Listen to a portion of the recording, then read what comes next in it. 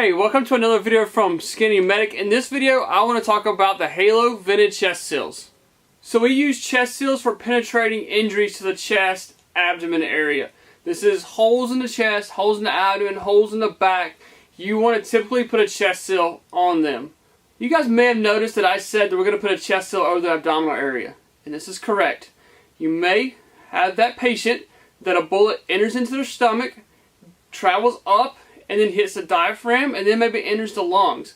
This is still a respiratory problem, so we need to seal that area up. Even if it's at the belly button, you're there, just put a chest seal over it. Now, if the intestines are hanging out on your patient, that's another treatment plan. We're going to put some moist dressing if we have it, use a pressure bandage. That's a whole nother treatment plan. This is just you have a hole or a slice or something like that in the abdominal area. There's no intestines hanging out. We can put a chest seal over that. We'll take a quick look at the package here. You do have 4 pull tabs. It's going to help you open it up.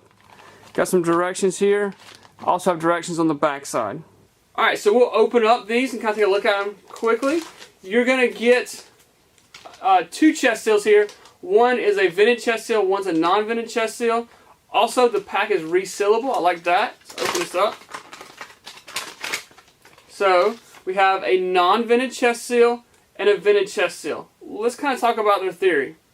Alright, so we'll take a look at our patient right here. We've already taken care of any kind of massive bleeding that we need to take care of. Arms, legs, and all that's just pouring out blood we've got taken care of. We've also taken care of any kind of airway issues that we need to take care of. Now we're on to respiratory. So we're looking for any kind of holes in the chest. So let's pretend that my buddy has a hole in the chest right here. Okay? So you could put a gloved hand on that, works as well. If there's any kind of blood coming out of it, we'd want to take a 4x4, 5x9, wipe away any kind of blood so we can get a good seal with our chest seal here. I would use the vented chest seal on the top part here. We're going to roll them in just a second and look at the back side. If the back side has a hole in it, that's where I would use a non-vented chest seal, because if we have our patient laying on our back, then this chest seal on the back probably is not going to vent very well.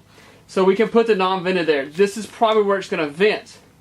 Even if we set our patient up and he's leaning against a stretcher, leaning against a tree, like that, this back seal probably is not going to seal the best. So that's why we'll put our vented chest seal in the front, log roll him, and look for a exit wound or an entry wound, whatever. Another hole.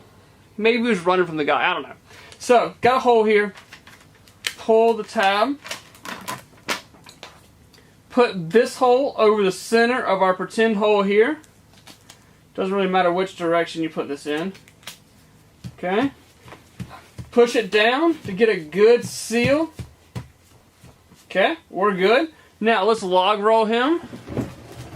And we have another hole here. Whether that be an entry or an exit wound, have another hole back here. So then, pull out your non-vented chest seal.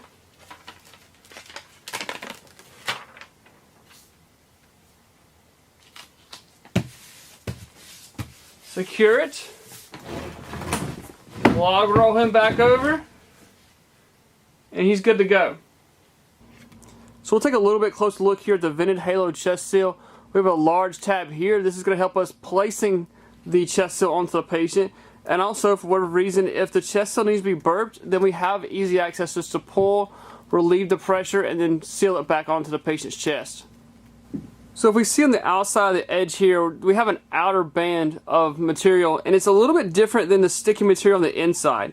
So it's going to help make a better seal on the outside so that the chest seal will vent. The blood or air is going to come out of the hole here, and then I hope you can pick it up on camera. Should be able to pick it up when we actually use it. You can see the little color change right there. There's a hole there. We have a hole here. We have a hole right here. And a hole right here.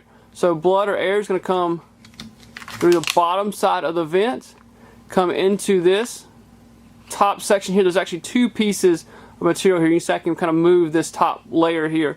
So air is going to come, or blood's going to come up through this hole and then escape out the vents here.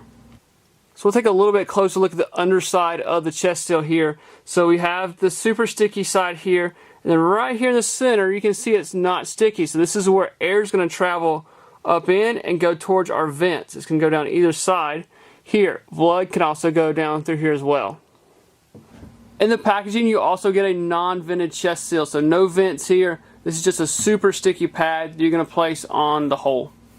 So we have our Techline Trauma gunshot wound in a box. This is normally used for wound packing, but I do like to use it for chest seals because it does show blood coming out of the injury, and we can see our vents working. Hopefully this works.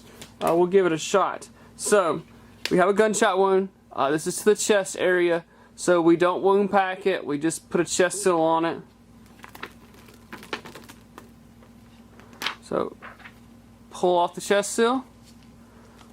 Apply the chest seal with the hole of the vent over the hole of the injury. Make sure I get a good seal here so we can hopefully see the vents work properly. Alright, so let's see how this is going to work.